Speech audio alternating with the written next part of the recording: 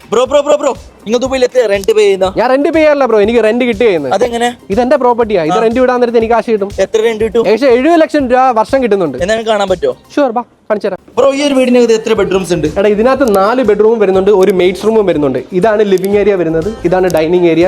അത് മാത്രമല്ല ഗസ്റ്റിനൊക്കെ യൂസ് ചെയ്യാൻ വേണ്ടി ഇവിടെ ഒരു വാഷ്റൂമും വരുന്നുണ്ട്. പിന്നെ കണ്ട ആൾക്കാർക്ക് കുക്ക് ചെയ്യാൻ വേണ്ടി നല്ലൊരു കിച്ചൺ സ്പേസും വരുന്നുണ്ട്. ബാക്കി ബെഡ്റൂംസും കാര്യങ്ങളൊക്കെ മേലെയാണ്, ഞാൻ കാണിച്ചു തരാം. ഇതാണ് മാസ്റ്റർ ബെഡ്റൂം. ഇതുപോലത്തെ 4 സ്പേഷ്യസ് ആയിട്ടുള്ള റൂംസ് ആണ് ഈ വീടിനുള്ളത്. എല്ലാ റൂംസിലും ഇതുപോലത്തെ അറ്റാച്ച് ആയിട്ടുള്ള വാർഡ്രോബ്സും വരുന്നുണ്ട്, ഇതുപോലത്തെ അറ്റാച്ച്ഡ് വാഷ്റൂമും വരുന്നുണ്ട്.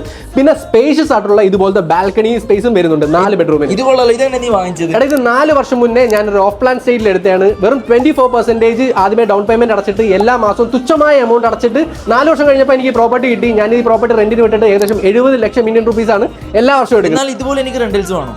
എടാ ഈ ഒരു പ്രോപ്പർട്ടി എടുക്കണമെങ്കിൽ കുറച്ച് പ്രൈസ് കൂടുതലാണ്. നിനക്ക് ഞാൻ റെക്കമെൻഡ് ചെയ്യുന്നത് ഒരു ഓഫ് പ്ലാൻ സ്റ്റേറ്റിൽ ഇതുപോലെ തന്നെ 24% അടച്ചിട്ട് എല്ലാ മാസവും ഒരു എമൗണ്ട് അടച്ചു കഴിഞ്ഞാൽ നിനക്കും ഇതുപോലെ ഒരു 4 വർഷം കഴിയാൻ നേരത്ത് എല്ലാ വർഷവും 70 ലക്ഷം ഇന്ത്യൻ റുപ്പീസ് എടുക്കാൻ പറ്റും. അതെന്താണ് ഇപ്പൊ ഞാൻ ഒന്നും ചെയ്യേണ്ട, ജസ്റ്റ് ഈ നമ്പറിൽ ഒന്ന് കോൺടാക്ട് ചെയ്താൽ. ഓ